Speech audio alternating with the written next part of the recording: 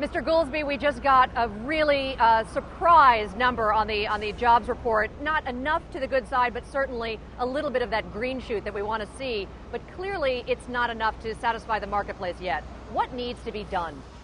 I think what we ought to do now is enact those things that have bipartisan support, put off the things that both parties are going to argue about, and do the things that they agree on, like free trade agreements. The infrastructure bank is bipartisan, the patent reform, some things that have been put on hold while there was this dysfunction coming out of Congress fighting about the debt ceiling. That was deeply unsettling to consumer and business confidence, and I'm happy we're done with that. And, you know, I don't know that Wall Street is really reassured at this point that what's happening in Washington has any kind of consensus. Do you? If we can get to some of these bipartisan policy initiatives that I'm describing, like the free trade agreements or like the infrastructure bank, they were started in a bipartisan way, but everything got put on hold with this discussion of the debt ceiling. So if we can get back to that, I think people would probably be feeling a little better that, look, maybe they can do some things. It's not all absolutism and dysfunction. You know, we've talked about QE1, QE2, and now QE3 is suddenly on the table again. Do you think the Federal Reserve is going to need to step in one more time and provide stimulus? And is it actually going to work? Well, you know, all my time here, they tell me you don't talk about monetary policy. If you tell the Fed what to do, you're going to be fired. What are they going to do? It's my last day of work. Look, I don't know. Ben Bernanke is a friend. I knew him when he was an academic. And I've worked with them there at the Fed.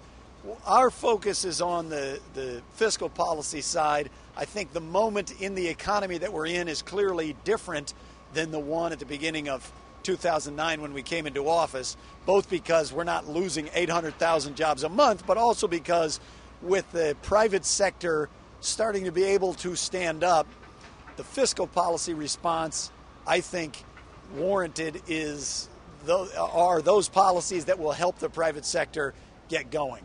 On the monetary policy side, I'm not sure. Certainly, with the unemployment rate as high as it is, with the blows we took in the first half of the year, you can understand why any country would be trying to have an expansionary monetary policy. There are a lot of intricacies of how do you do that when the interest rate is hitting the zero lower bound, and that's what the Fed is trying to figure out. Today is your last day, so what are they going to do? Like you said, they can't fire you. Give us a little insight because, you know, from the layman's perspective, watching what's going on in Washington, it can seem very frustrating, frankly. Do you think that the administration is doing an effective job, really, or is it just sort of, I don't know, madness?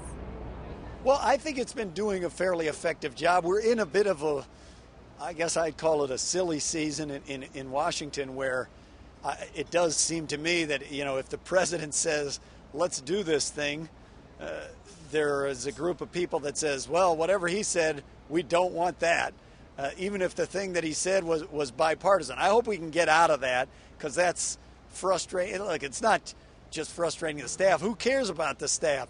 That's frustrating to America. So characterize a little bit for us what it really is like to be inside the Beltway.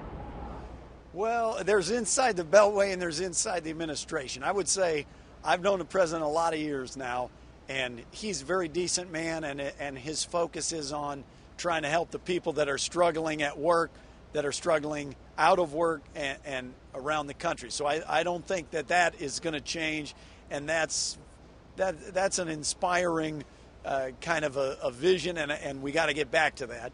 I would say Washington in general, working in the Beltway, can be extremely frustrating. You know, it's one of, I had a teacher in graduate school, Bob Solo, used to say of boot camp that it was difficult, it was almost unbearable at the time, and then it really took him years, if not decades, before he could look back and realize how bad it actually was. And I kind of think that about Washington sometimes. Oh, Mr. Goolsbee, thank you so much for your insight, and good luck in your new position. Thank you. Great pleasure talking to you.